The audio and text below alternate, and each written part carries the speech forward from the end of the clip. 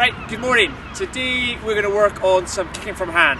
Okay, so we're only going to work on two things today. So if I asked you, Dan, what do you think two really important coaching points for kicking from hand are? For me, the first one would be the ball drop, probably the most important part of the kick. The second one's connection. Awesome. So what are you looking for with your ball drop? Making sure the ball doesn't go up, doesn't go out, goes straight from your hands down to your foot. This way neglects any factors that might affect your strike or awesome. So the wind's not going to move it, ball's not going to slide out of your hand. Perfect. So the first drill we're going to do for this is Dan's going to do a quick demo. I'll have a ball as well. All we're going to practice is having the ball in our hands. Okay, we're going to make sure it's out in front of us. We're going to drop the ball, pretend to kick it, and we want to see if the ball bounces straight up for us. So a quick demo for me would be perfect. So Dan, if we can get you doing 10 of those.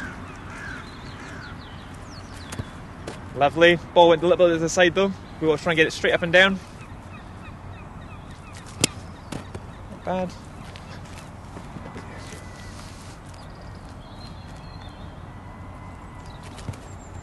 Yep. A little bit to the side again. Okay. One more.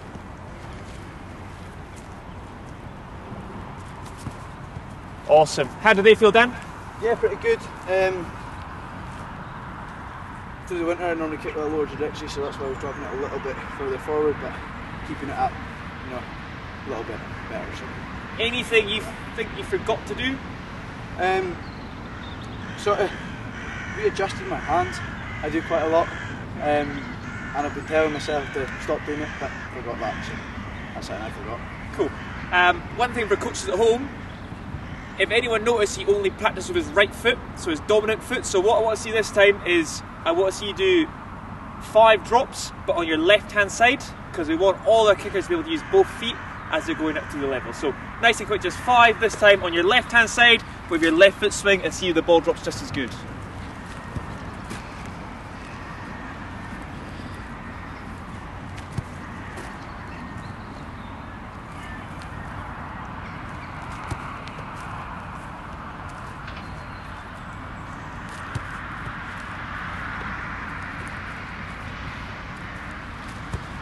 Awesome stuff. How did that feel?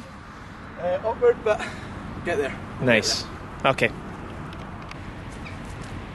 Okay, so the second thing we're going to look at that Dan mentioned was ball strike. So again, Dan, what does ball strike mean to you? For me, I like kicking the ball off my laces, getting it up nice near the bony part of my foot. Not the bottom of my laces, but neither the top and the bottom. Awesome. Just above the middle for me. So why do you like kicking with that part of your foot? I find it helps me with consistency, ball flights and whatnot, but also it doesn't hurt.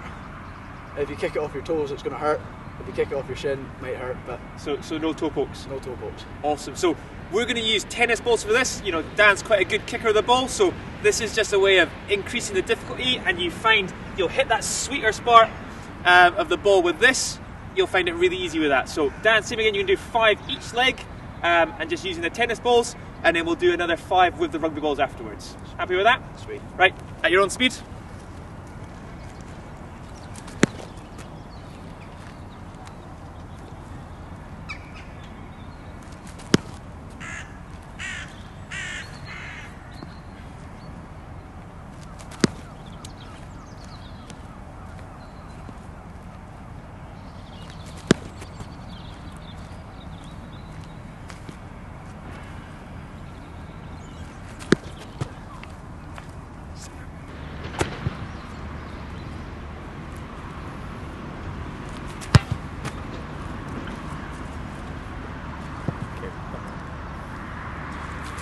Awesome, so we'll stop there. So how did they feel?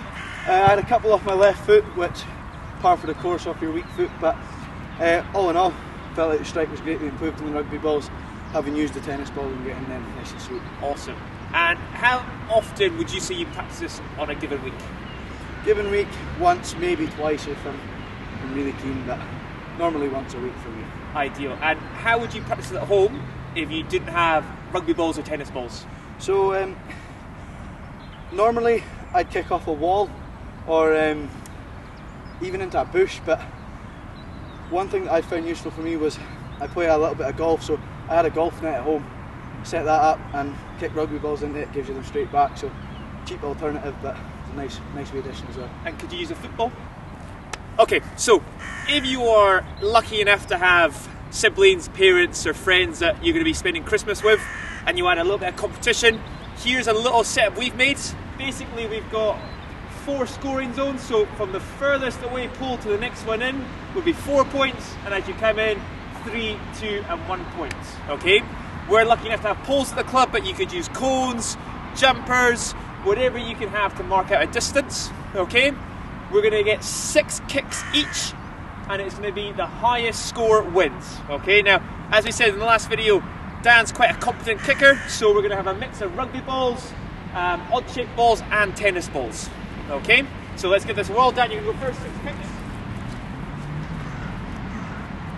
Ready?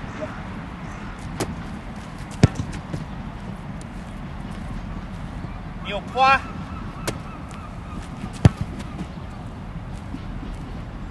4. 0. Nice stay shot. 3 for that. So that's 7. 2. And that's 9. So that's 9 points. Right, let's see if I can beat you, Dan. Yep.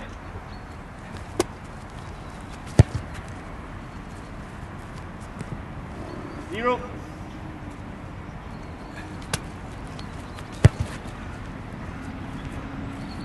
0. 0. Right, let's go with pressure tennis balls. 2.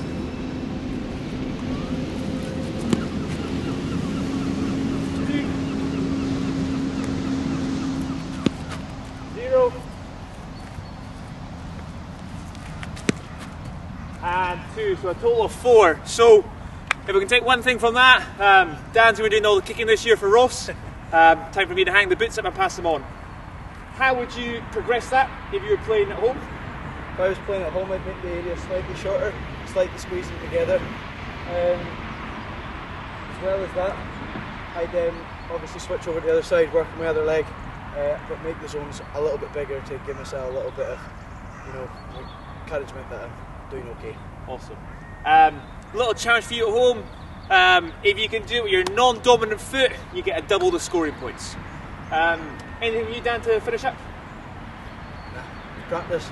Make sure you're hitting that sweet spot and it'll come eventually. Happy days.